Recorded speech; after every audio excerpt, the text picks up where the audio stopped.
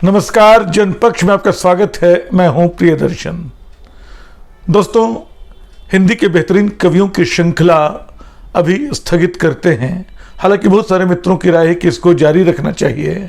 खुद मेरा मानना है कि बहुत सारे कवि इसमें छूटे हुए हैं, बहुत सारी अच्छी कविताओं की चर्चा छूटी हुई है, तो इस पर लौटेंगे ज़रूर, क्योंकि अंततः जो मैं कहता रहा हूँ, कविता ही मेरा घर है। लेकिन अब हम कुछ दूसरे मुद्दों को भी लेंगे जिनका वास्ता साहित्य से, समाज से, जीवन से और कविता से भी है। एक सवाल अक्सर हम तमाम लोगों के भीतर उठता है कि कविता आखिर करती क्या है, वह हमारे किस काम आती है। जिस उपयोगितावादी दौर में हम जीवन जी रहे हैं, जिस उपयोगितावादी समाज में हम रह रहे हैं, उसमें पहला सवाल तो ये उठता है कि कविता आपको देती क्या है। इस सवाल के कुछ भावुक से जवाब हम सबके पास होते हैं कि कविता हमें हमारी मनुष्यता लौटाती है, कविता हमें संकट के समय संबल देती है।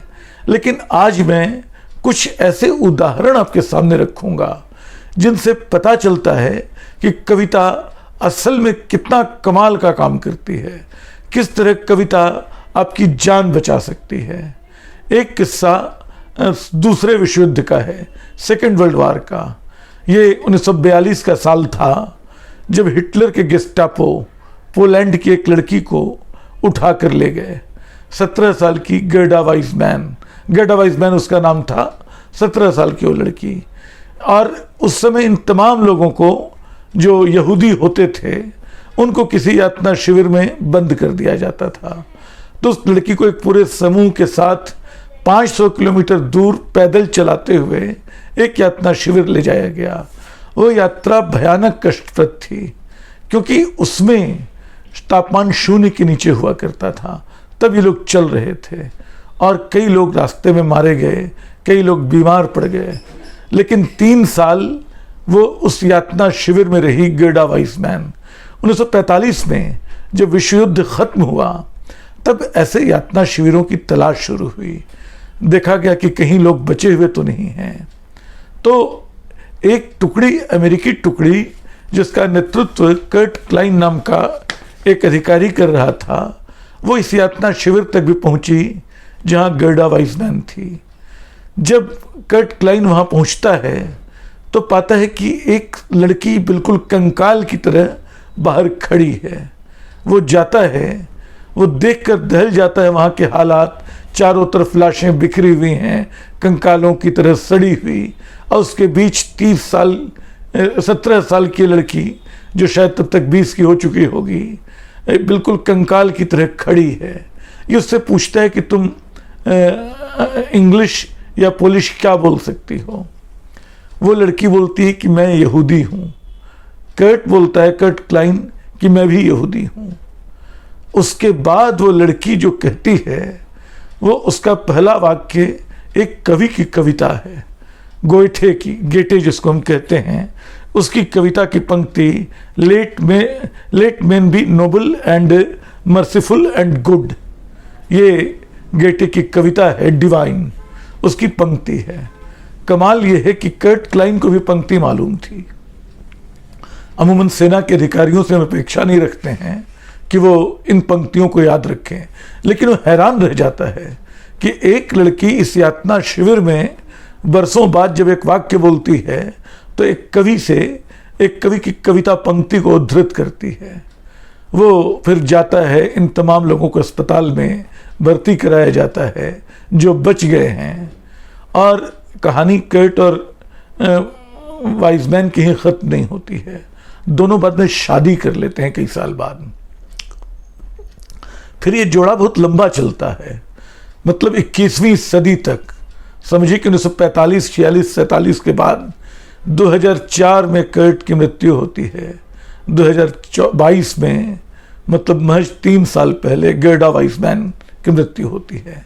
उसके पहले गर्डा वाइसमैन ने अपनी आत्मकथा लिखी है, ऑल बट माई लाइफ, ये उसका नाम है, और उस पर एक फिल्म भी बनी है, वन सर्वाइवर रिमेंबर्स। तो ये जो कहानी है गर्डा वाइसमैन और कर्ट क्लाइन की, बताती है कि कविता क्या करती है।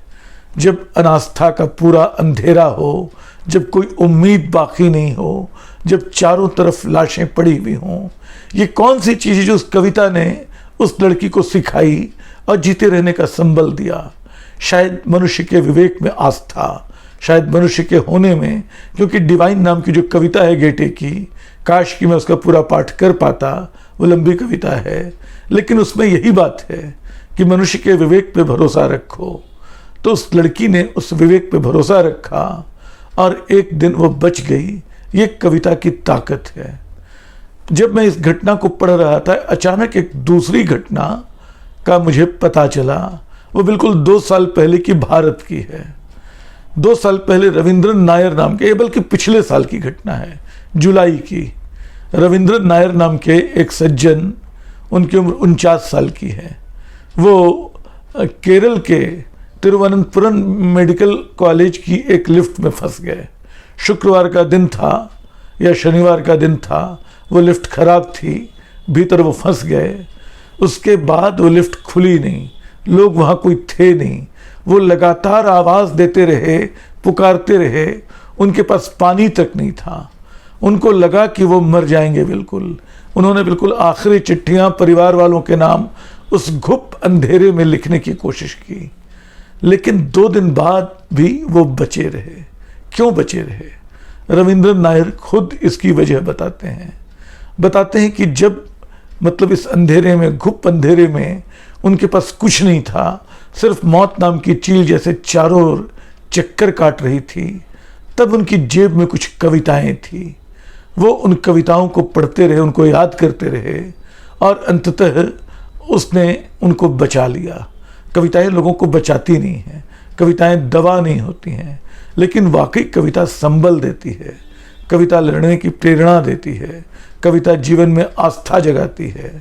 ये 1945 की एक लड़की की दास्तान बताती है। और समझिए कि इस बात को इस तरह देखिए कि जो गेटे की कविता है वो 1789 में छपी थी, यानी करीब 150 साल बाद वो लड़की उसको याद कर रही थी एक यातना गृह में। और उसके भी करीब 75 साल बाद हम उस पूरी घटना को नए सिरे से याद कर रहे हैं। हिटलर मर गया, गेस्टापो ख़त्म हो गए, दुनिया हिटलर को जिस तरह याद करती है हम सब जानते हैं, लेकिन कविता बची रही, गेटे बचा रहा, गर्ड वाइसमैन और उसकी कहानी बची रही। तो ये स्थिति जो है कविता के बारे में, कविता क्या कर सकती है, मैं बहुत सारे उदाहरण दे सकता था, लेकिन मुझे लगा कि ये कहानी जो है या ये कहानियाँ जो हैं वो शायद हमें और आपको बेहतर ढंग से बता सकती हैं कि कविता कितनी बड़ी भूमिका हमारे जीवन में निभाती है, कैसे कैसे वो हमें प्रभावित करती है, कहाँ हमारे किन कोनों को छूकर इस तरह दीप्त कर देती है कि हम उससे आलोकित अपने आप को किसी भी अंधेरे में बचा लेते हैं। दोस्तों, कविताएं पढ़ते रहिए, कविताएं सुनते रहिए, लिख सके तो कविताएं लिखिए भी, क्योंकि कविता लिखना अपने आप को एक नया जीवन देने जैसा है, अपने आप को एक नए आईने में देखने जैसा है, अपने आप को मतलब एक बहुत छोटी जगह पे भी अपना एक आकाश बना लेने जैसा है। शुक्रिया।